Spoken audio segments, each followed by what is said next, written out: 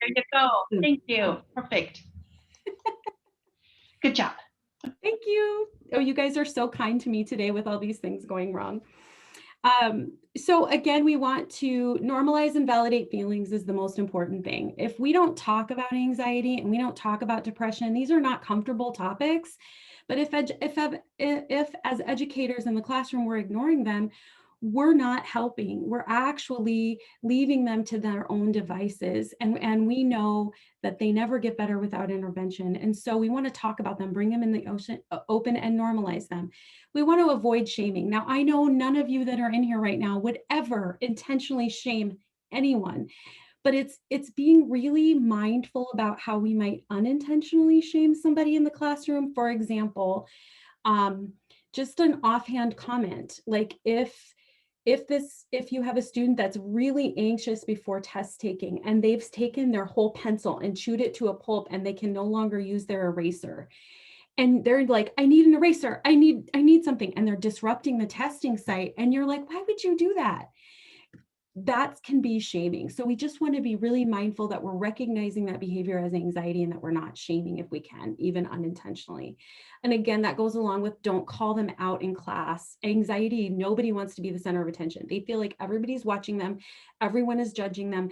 That is an irrational fear that we work on in therapy, but they fully believe that. So you want to schedule a private meeting. You want to ask them about their fears. You want to say something like, hey, Sally, I noticed you were really nervous during that test. I get nervous too.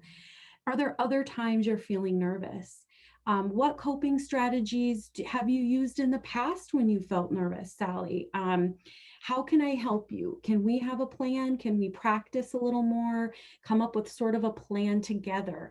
And even if you can't do all of this at one time because you're not sure of the seriousness of the student's anxiety, maybe it's just test anxiety, maybe it's just around a situation, at least meet with them privately and let them know you noticed, and let them know that you're going to try to help them with a plan should they need that, and you're going to check in with them. Um, you want to encourage the student to tell you if they're struggling further. So this is a plan of communication. Hey, Sally, remember when I checked in with you? If you're feeling really nervous, I want you to give me a signal on your desk. It could be that she puts her pen or a marker at the top of the desk. So she's signaling you and nobody else in the class. And then that's telling you that you can go ahead and check in with her later and as you're developing a plan. And we're going to talk about some of the ways we can develop a plan. Um, One of them is the coping thoughts exercise. So this is something I do in therapy, and it's actually giving them a thought to counter a distressing thought. So this is also a cornerstone of what we call cognitive behavioral therapy, where you are going to acknowledge the distressing thought. You're going to say, I'm feeling a distressing thought, and I'm going to consciously say or employ my coping thought. You're going to manage their expectations. You're going to say, when we start using coping thoughts, the most important thing is to say them inside your head and counter that distressing thought, but it might not work totally right away. You're going to keep doing it, and over time, those will get more effective. You can help them develop these coping thoughts. I have a worksheet I use. You guys can develop your own if you want to, or it can just be really casual. You don't want to overwhelm them. But for example, what's your biggest fear, Sally? I am worried I won't pass this test. Okay, what's the coping thought for that? How about I can breathe through these feelings and continue with the test? You've done it before, Sally. You told me that you've done that before. Remember, you've taken how many tests in your life?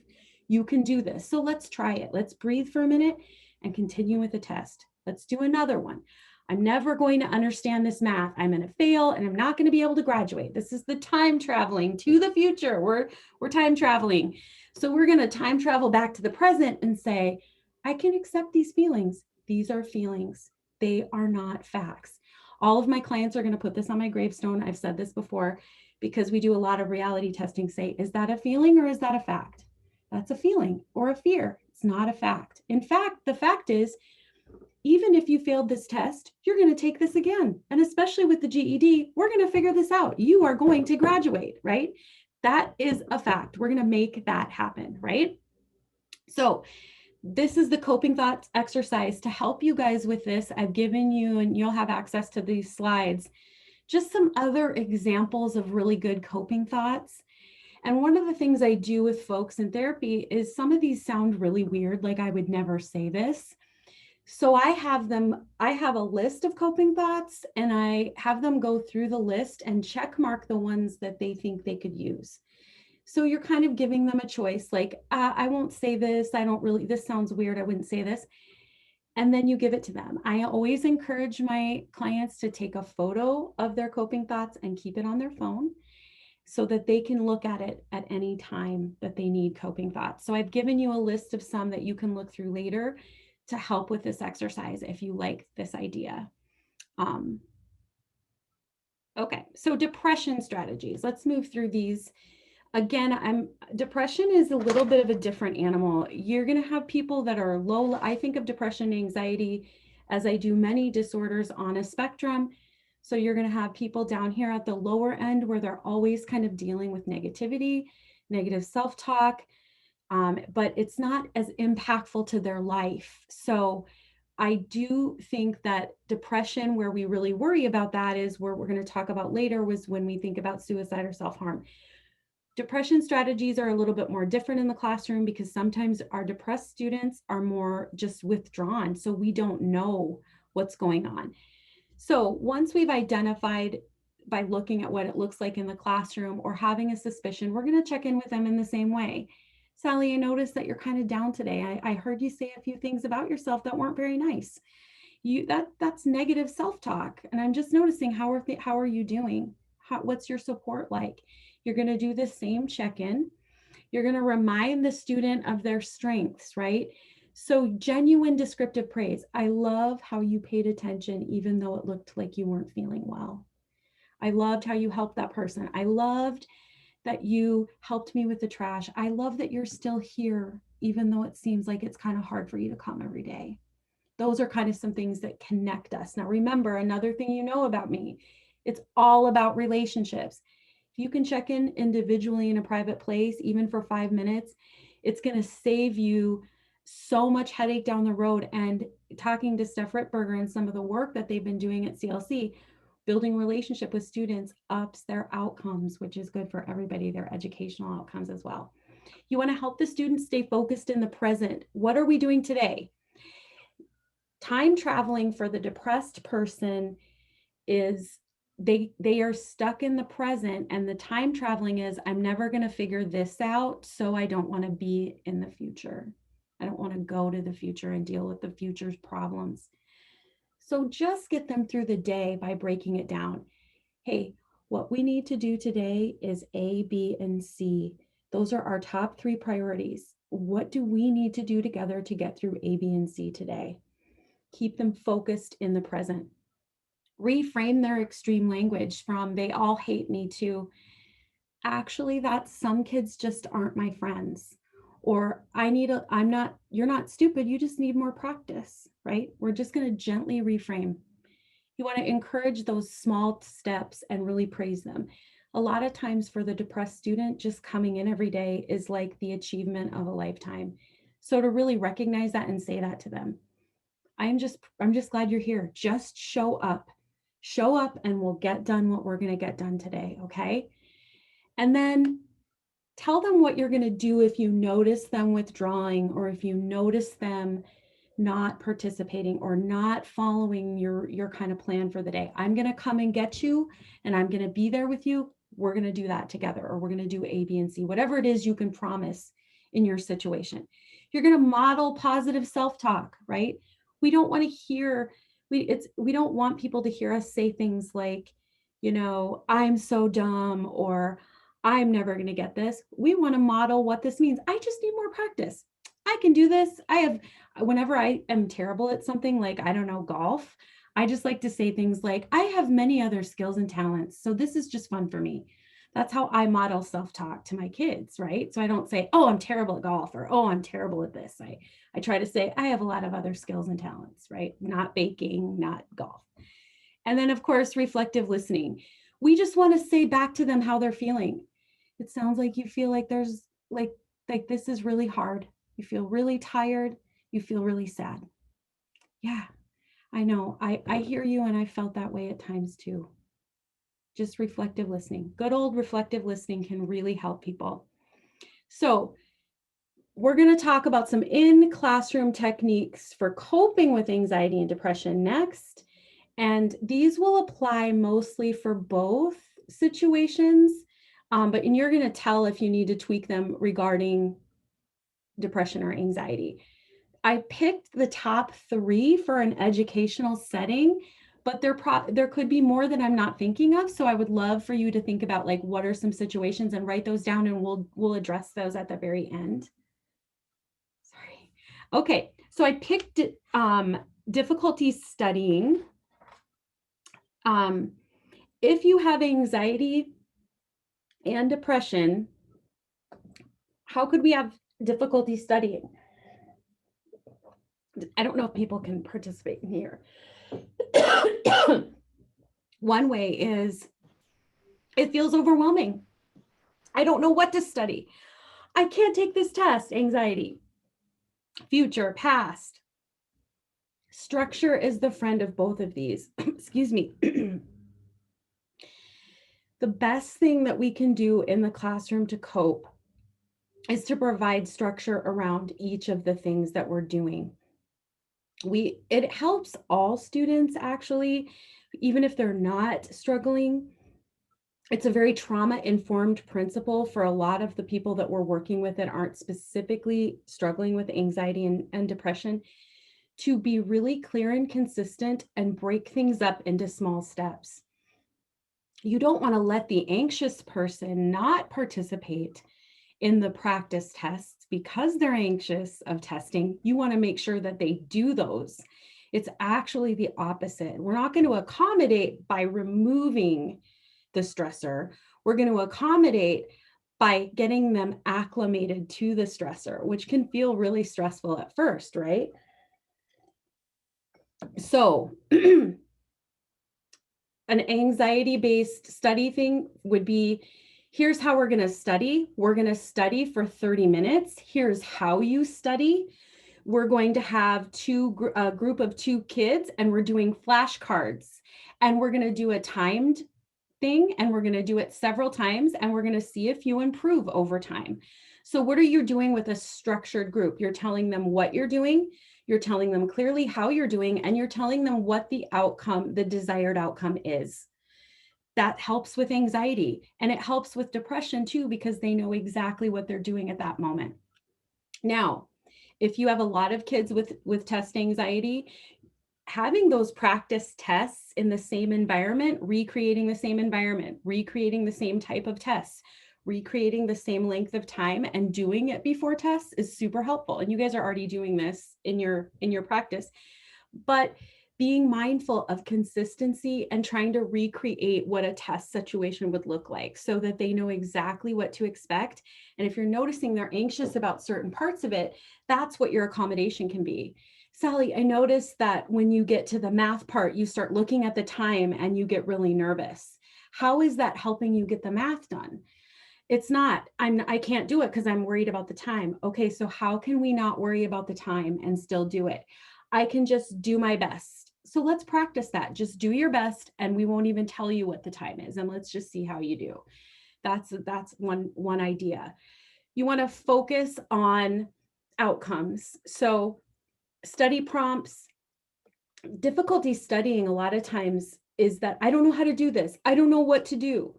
They do know that. They're just anxious and they're forgetting. So providing those study prompts, taking some time to do partial outlines or note templates, and spending time showing them what to do, and then saying, let's just do it now. Let's just do it. It's the doing that actually helps them overcome that anxiety over time. So test taking, you want to increase, not decrease structure. Again, we're going back to structure. Timed responses is important. Their anxiety could be at an 8 or a 9 during the first timed practice test, but it's important to ask them, hey, how are you feeling, Sally? On a scale of 1 to 10, 0 to 10, 0 being no anxiety, 10 being the most anxiety you've ever felt. How are you feeling about taking this practice test? Oh my gosh, I'm at an 8. I'm at an 8. I'm going to fail. I'm blah, blah. Okay, Sally, hey, so you're at an 8. Let's write this down. let's just take the test. It's just a practice. It doesn't mean anything. Let's take the test. Okay. You're going to take the test and then you're going to come back and check in with her and say, where are you now that you've taken the test? Well, now that I've taken it, I'm probably at like a 5. Okay, so just taking the test lowers your anxiety, right? We're just going to kind of show her that her anxiety will go down over time. Because when you're in the moment at an 8 or a 9, you feel like nothing is going to change that feeling. Then start at checking in with her. Sally, I want you to write down what your number is on the scale before we take these tests. And I bet it's going to go down over time. And then you're going to go and see how she goes down over time and then call it to her attention. I've noticed that since we've taken 5 practice tests, or since we've committed to taking a practice test every time you come in every day, just to practice, that your anxiety has gone down 3 points. Isn't that amazing? Just by doing what you're afraid of, your anxiety will go down. So that's another technique you can use. You can also consider reading questions and allowing them to recite or write responses back, or taking tests in a different way than they've been able to take tests before. But this isn't always an option for us in some of our education centers where we need to have that computer-based testing. So that's just I just throw that out there. Okay. And then again, difficulty concentrating. We want to increase our structure. If we have somebody, these are more for depressed, I would say more depressed, but anxiety does this too. If they're just like fidgeting, or they're just looking off, or they're just not there and they're not really engaged, you want to have them sit next to you. You want to do the checking in, establish verbal and nonverbal cues. Sally, when I notice that you're kind of veering off, I'm going to come over and just lightly tap you on the shoulder. And that's your cue to do that. If it's uncomfortable or there's some issues with touching, you might have a verbal of I'm just going to tap lightly on the corner of your desk. And if you look at me, I'm going to do a redirect. We want to use really simple directions, but I know a lot of teachers who have issues where they have like fetal alcohol syndrome and other things in their class where it's brain development. They use a lot of verbal and audio cues when they're switching from different things, or to remind people during testing, like, guys, we have 30 minutes, let's refocus. And you want to have a phrase or a thing that you do every single time, so it becomes a cue for people to refocus. Does that make sense? You guys already are probably doing all this amazing stuff, and here I am chatting, right? Okay, a big one here. So if you've got adolescents coming in and you've got to deal with parents, the biggest thing about this is you want to establish some type of relationship with them if you can. And not all parents, I know you all know this, are really responsive, be interested in their kids' education to the level that you would like them to be. I'm sure that's an issue.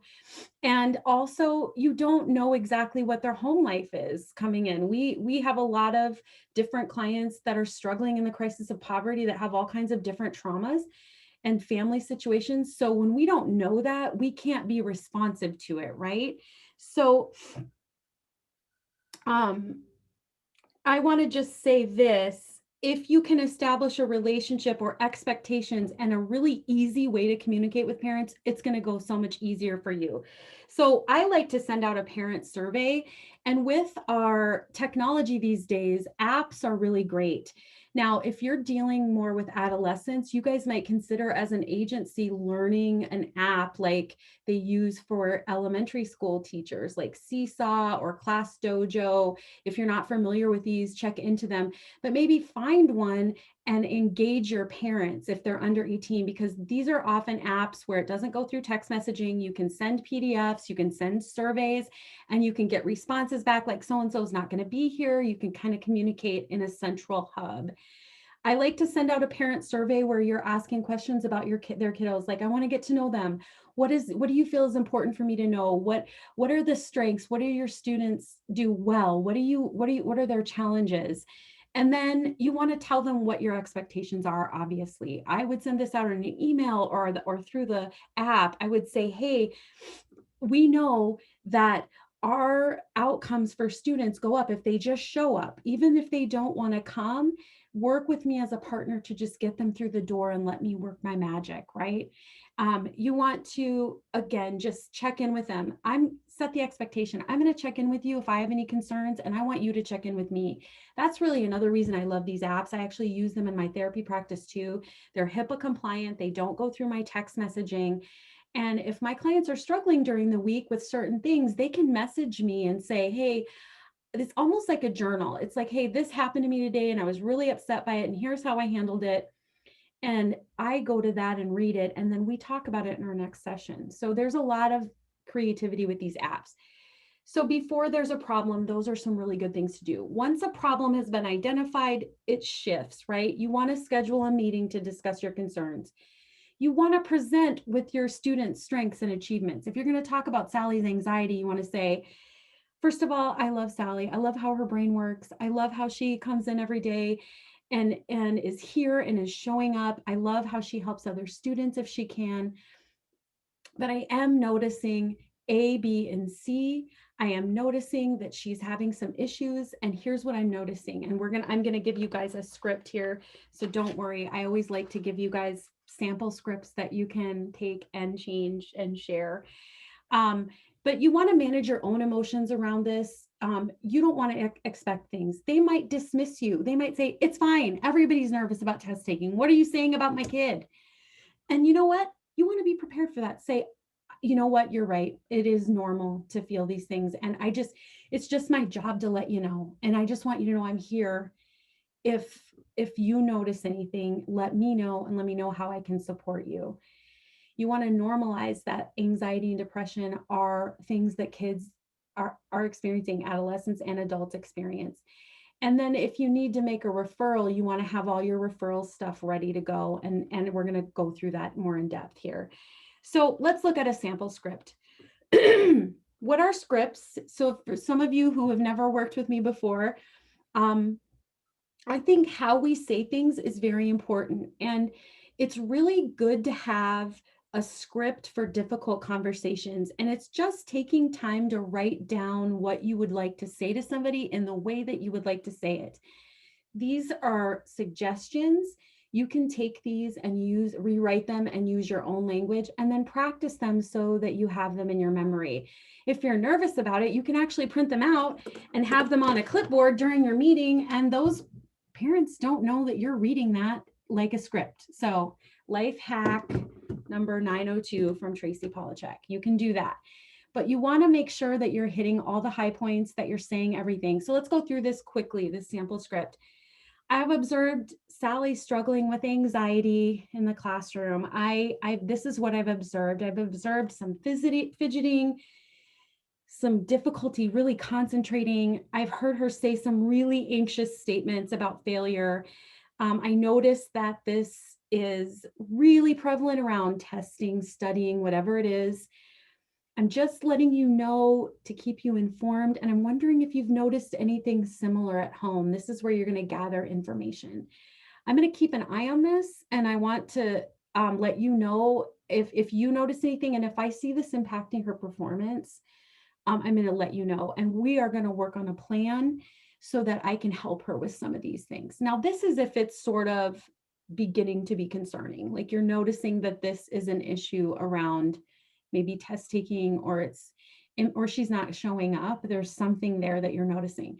If it's more serious, you're going to say and go into the referral stage where you're going to say, and we're going to go into suicide or self-harm. But if it's more serious, like I've noticed her cutting or having self-harm behaviors. Now, again, the likelihood that this will take place in the classroom is low, but then you'll say, here's the next steps, or I need to make a referral. And we're going to go through that a little bit more clearly. So let's jump into this suicide and self-harm. Hopefully this is something you guys never have to deal with. But I bring it up for a couple reasons. When you have anxiety, when you have depression in adults or kids, you have the likelihood of these two things on the end of that spectrum, particularly with adolescence and brain development. You guys know this.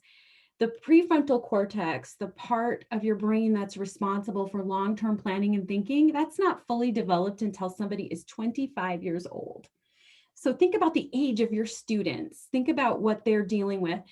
That means impulsivity. We have a high suicide rate among teens, somewhat due to the fact that they are impulsive. They feel things very intensely. Their whole brain is awash in dopamine, and it's almost like being on opioids. It's insane. That's why, if you think back to your glory days in high school and your first love, and maybe you were going out with the captain of the football team or whatever, all those things feel really intense because they were really burned into your brain at a time when your intensity level of feeling was very high.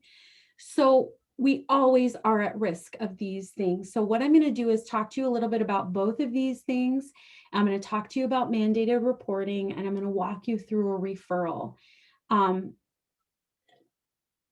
It's important to note that this is an area which I recommend, especially if you notice that your clientele is going to be higher with adolescents, that you have some specific training around how to handle these issues as an agency or as a learning center. And particularly this, from a trauma-informed perspective, what we want to do is we want to make sure that our training and our policies reflect the quality of service to those we're serving, the level of responsibility and liability that we have. So if we're seeing more students that are adolescents, and we potentially could have more of this behavior, then we need to have a plan in place to figure out how to handle it. And what does our agency want to do around this? How far do we want to go? And do we want to have things in place? Do we want to have a person that is the designated touchstone teacher that deals with anxiety and depression? If we don't have a resource navigator like Lori Larson at Career Learning Center, who kind of can help with some more trauma related issues like these, then we designate a teacher. Does that teacher get specialized training in how to do a suicide assessment? Does that teacher get specialized training in speaking with parents? How can we build that into our agency so that we have and are prepared for these things and they aren't stressful for us because we already have a plan and we know exactly what we're doing? So those are things to really consider when designing training and things. So let's talk about suicide, self-harm. So the difference between, many people think that self-harming is a sign of suicide. And actually these are two different things. And the difference is the intent.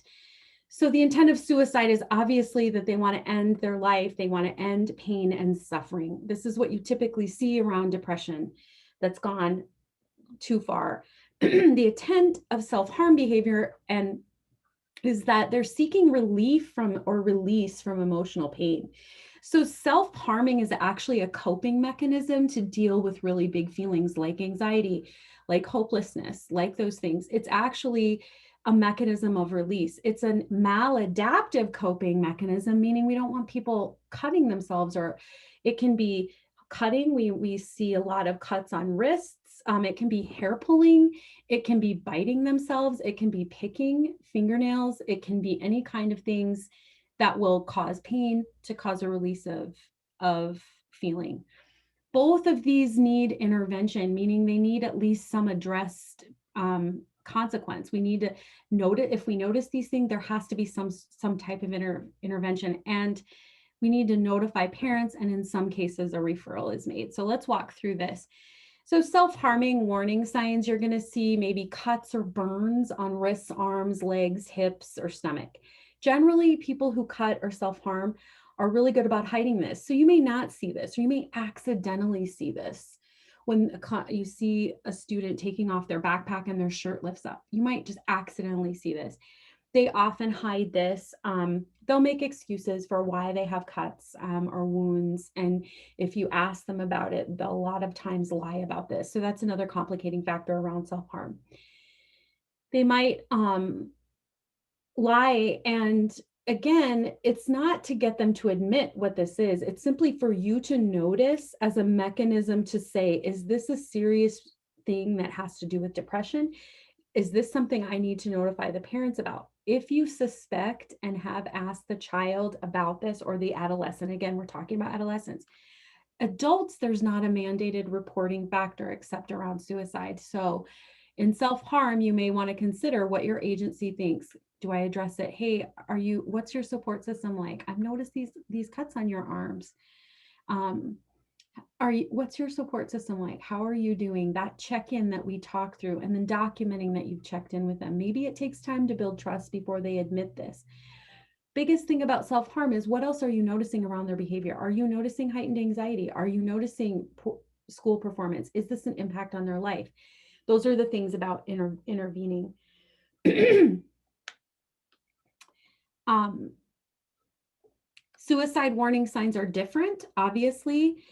Suicide warning signs, there's going to be talk about wanting to die or killing oneself. Now, you might hear like, I just wish I wouldn't wake up tomorrow. Or if I died tomorrow, I wouldn't have to deal with this. You'll hear some of those kind of things. You might hear in passing them talking about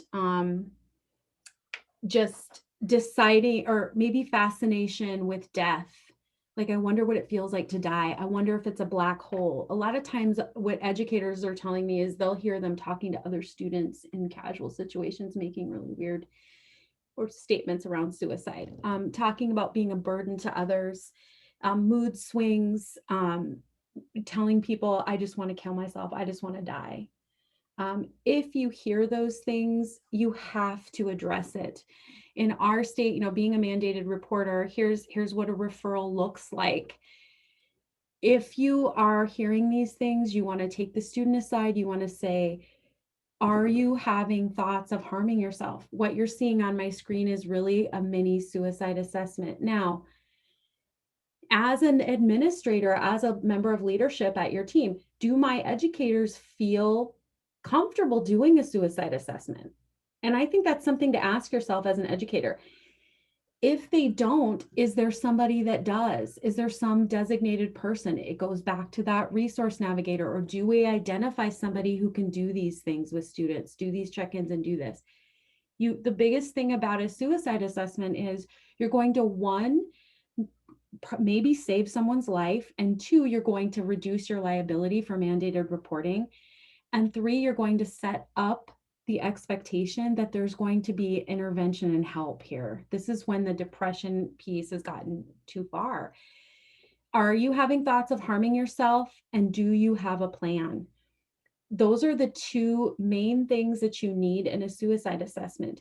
If they say yes to both, that is an automatic report for evaluation. Now, again, you want to check with your leadership about your specific protocols, but for adolescents, what that normally looks like is you tell the adolescent well beforehand, well before the suicide assessment. This is what I like to do, is I say, what we talk about between you and I is confidential, except if you tell me that you are going to harm yourself or other people. And if you tell me that, then I am responsible for getting you help because I care about you. That's what you say. If they say yes to both of those things, you have to notify the parents, and you want to follow the procedure for a law enforcement or a parent escort. A suicide threat requires that they go and be evaluated at the mental health center. Here in Rapid City, how that works is we have Regional West.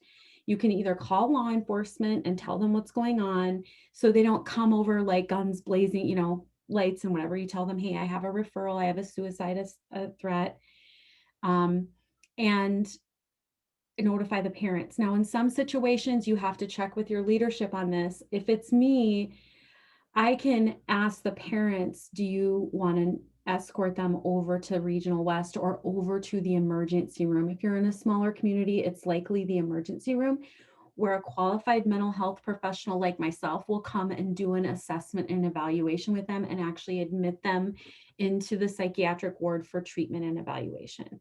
Generally, they're there for approximately a day or two while they stabilize them and see if are they off medication? Do they need medication? And you want to kind of know some of this, the process, so that you can tell parents, this is what this is going to look like.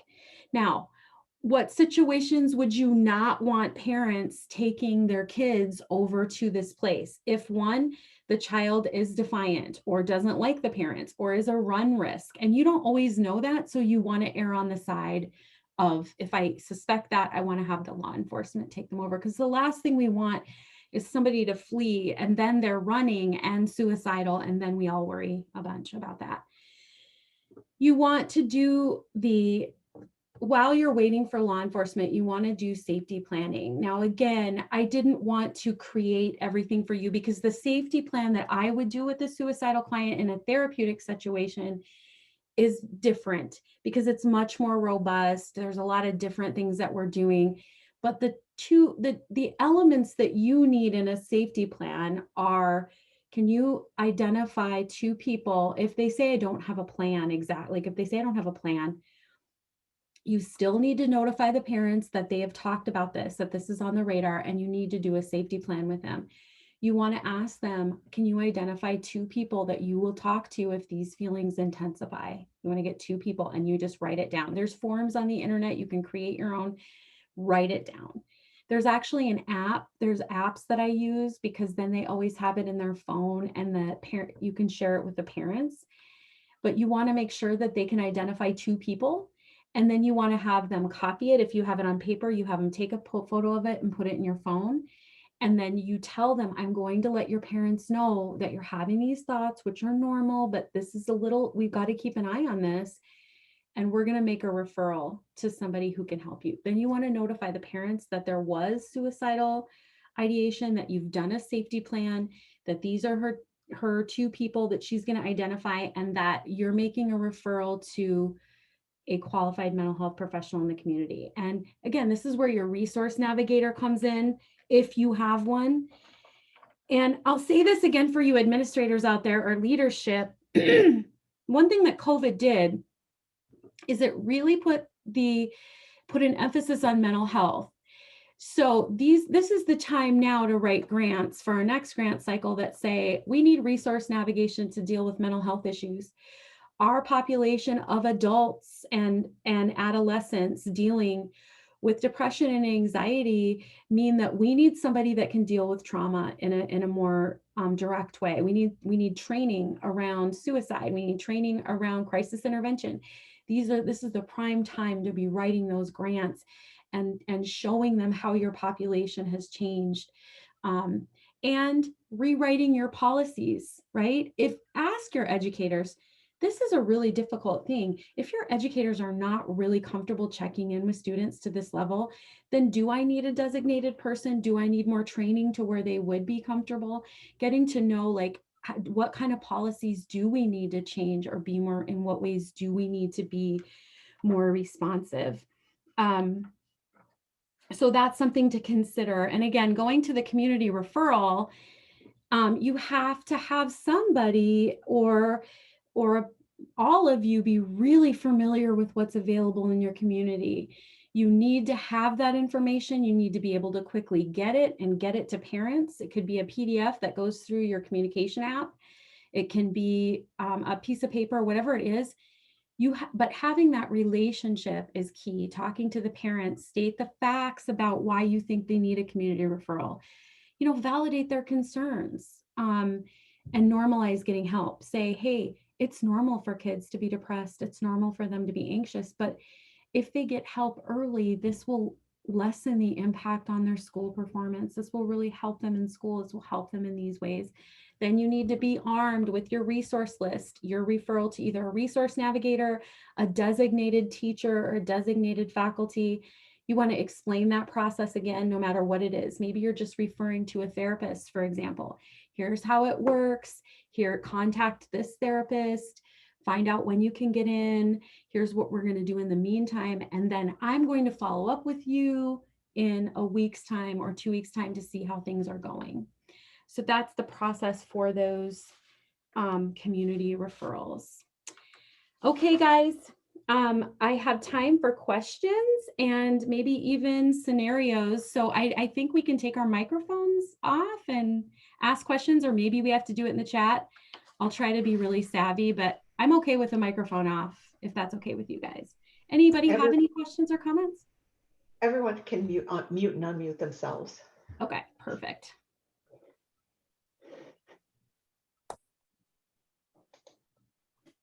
I see Rhonda on my screen, that beautiful lady. She is also an award winner outstanding teacher, right? You deserve that, lady. You are kind and amazing and have helped so many. So hi. I wish I could see everybody, but there's like 52 people. So it's a little difficult probably to see everybody. Anybody have any questions around what we talked about today, or any scenarios or worries or concerns about how these might play out in your classrooms or your space? I was just wondering if you could talk a little bit about like how much time it really takes, because I've put myself in situations where I had to drop everything to handle the crisis in the minute. And there's once you've started in that process, you cannot back out. You have to be there the entire time. And and you got to be willing to commit that. And so you just have to be really aware. I think that's a really good point. You know, the art of crisis intervention is why I fell in love with social work back in the day. And there was big classes around it, and it was this art. And I mean, we're talking 20 some years ago, but crisis intervention is a really important tool to have. And a big thing about crisis intervention is not to, you want to join them, but you also want to, and it's possible, I mean, to go into situations like, for example, I did disaster relief for many years. So we would respond to areas in which tornadoes had went through or floods had went through. And you go to these areas where people are just devastated and sitting there, you know, with their clothes, and they are crying and they are in crisis, and they still have to take care of their 2-year-old. So you're like, okay, I think going into that stuff, you need to manage their expectations. You're still an educator in a classroom. You still have to take care of the 2-year-old baby, metaphorically. Like you can't literally drop everything 4 hours and be there with them to the extent that they need to. So the crisis intervention piece is to move in and say, it looks like you're really struggling. I'm going to move you to this part of the room. What do you need to be able to sit here for 15 or 20 minutes or whatever time you need to finish your class or whatever it is, while I go take care of this? What can I get you for right now? I'm going to come back at a certain time, or I'm going to send somebody else over to you. And all I want you to do is just sit here and be calm and do what you need to do. Would it help to listen to some music on your phone? Would it help to call somebody? What do you need right now? I can't be here for the whole thing, but we are going to handle this. Does that make sense, Steph? Absolutely. Again, that mentality that like, I don't need to necessarily be here for the whole time. I need to just get them calm, get them stable, and tell them exactly what to expect from me in this moment. And if they have to take care of the 2-year-old baby, or they've got to sign something, distract their mind over to do something else. So good question. Tracy, can Tracy? you mention something about faith in in how this helps in therapy? You know, the faith, religious faith, in uh, how how that relates to wellness, mental health wellness. Okay, I think you're asking how your religious faith can help in mental health wellness. Correct. In terms of like how we would do that with a student, or just personally for myself? Well, both. Well, I think personally my faith is really important to me, and when people have that, I always ask if, because I think that counts as a strength for mental health. Anytime that we have a connection to something outside of ourself that promotes wellness, whether it's spirituality, even yoga practices or taekwondo, whatever we connect to outside of ourselves is a sign of mental health and wellness. So for me, I ask my clients about their faith and their spirituality, and I ask them how it helps them, because I think that we can refer to that. If we do that survey, that parent survey, or we do that with our kids or our students, and we know that that's important to them, we can ask them, how is it important to you? How can your belief and your faith help you in this situation right now? So I absolutely think it's a key anchor point. Another anchor point is maybe they have kids, you said you were doing this for your daughter so you could graduate. How can that desire to help your daughter get you through this moment right now and taking this test, or get you through this crisis right now today? Can we hold on to that feeling and move forward? So I think you can absolutely use strengths in that way, and should use strengths in that way. You told me you were really strong and that you worked 2 jobs just to get here. Well, did you feel like doing that? No. And you still did it. That's amazing. I know you don't feel like taking this test right now or feel like staying here, but can you draw upon that experience and do it anyway? And how will you feel afterwards? So yes, I think drawing on the strengths of your faith and anything that's outside of yourself, that's external things that you've done, can be really helpful. And did that answer your question? Yes, that helps. Thank you. I was just curious what your view was on it. Thank you. Yeah. What would I do in a situation? I was put in a situation about 4 years ago where a student uh, said they were going to commit suicide right in the school building. And there was no administrator there. So I called, I followed the plan, and I had to call CPS, and I had to call CPS, Child Protection Service, and I had to call the police, and it took them 2.5 hours to arrive. Wow. Wow. What, I mean, I sat there and visited with her the whole time. Is that Yeah. the right thing? I mean, You really had no other choice. I mean, at that point, especially if it's a minor, you really need to do what you can to keep them there until you can get help. And you really don't want to be transporting them or any of that No. kind of thing, because that often violates a lot of other things and puts you in Yeah. another situation. So I think what you did in that situation was correct. I might have called law enforcement directly and just told them, hey, I've notified CPS, but I've been here for this long. I guess you'd have to use your best judgment, but that. No, I called them both. Did And you? Oh my gosh. yes. Yeah, it took that long for either. Well, the police got there first, and that was 2.5 hours. And they said they couldn't do anything till Child Protection arrived. And oh my goodness. And they were going to leave. And I said, don't you even dare think about leaving. I'll report you. Good for You know. you. And then they wanted to call the ambulance. And I said, I don't care what you do. You do your protocol. I've done mine. But, Mhm. Excellent. we couldn't get a hold of the parents. So it was an Yeah. issue. And we've had situations. I used to work in residential treatment centers for youth.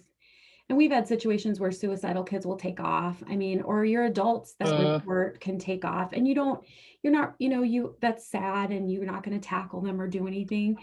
But if they are staying there with you, yeah, I think you made the right call. That's pretty, I've never heard of that response though. That's a little Oh, concerning. yeah, it's kind of common around here. So sorry to say.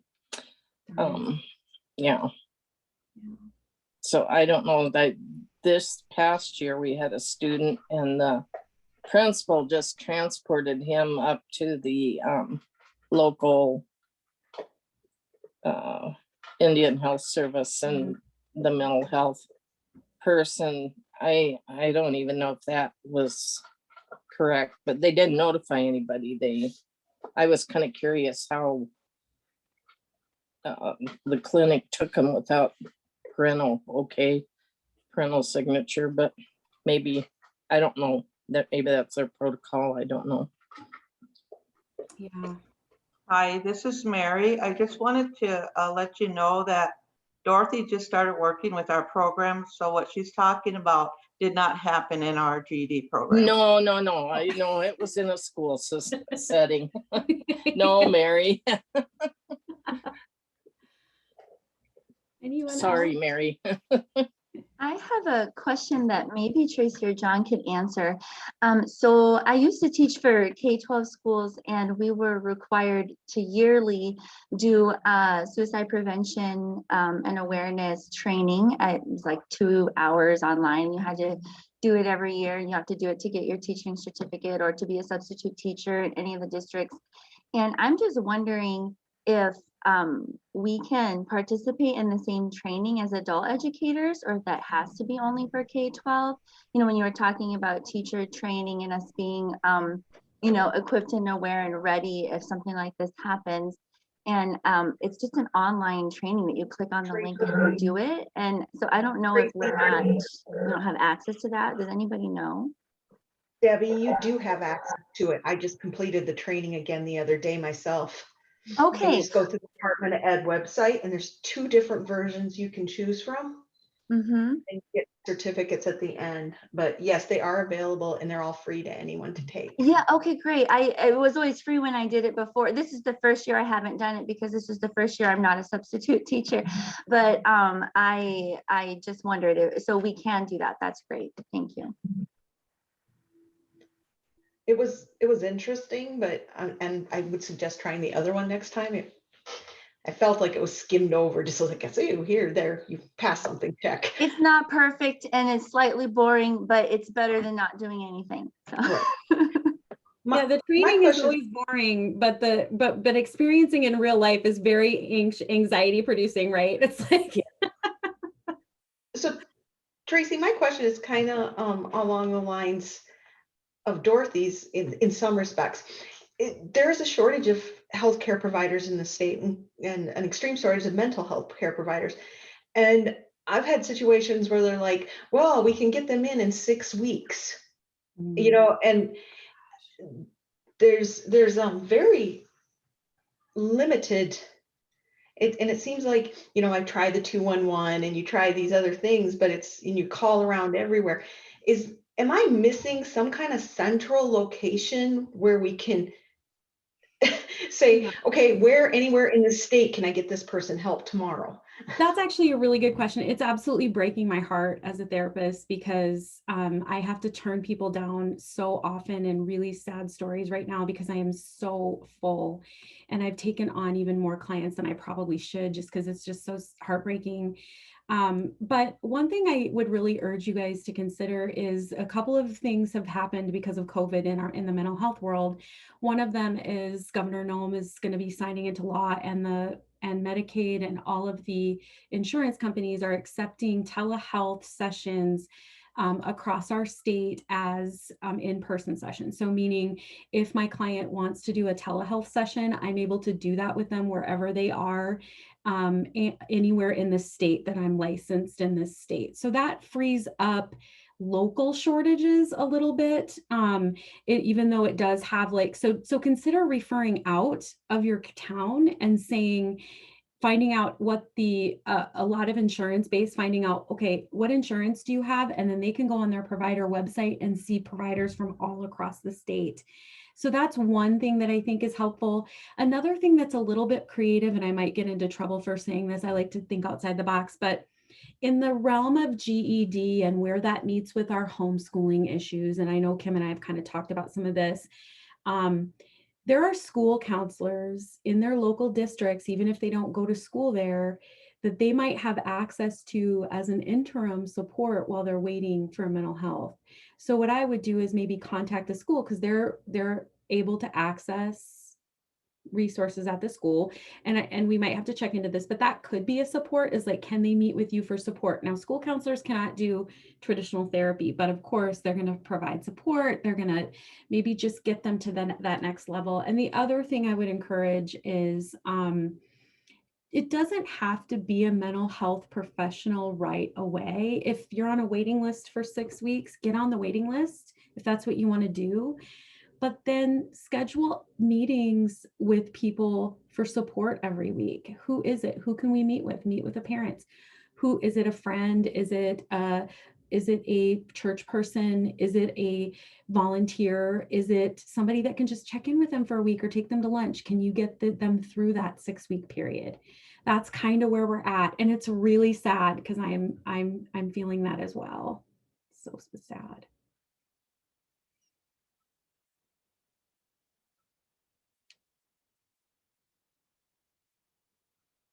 Anyone else have any questions or comments? Well, Tracy, I think we'd like to all thank you for your time today.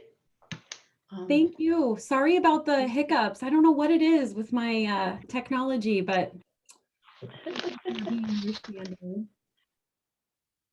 It's been a theme. It's been one of our themes this week. We do have our drawing.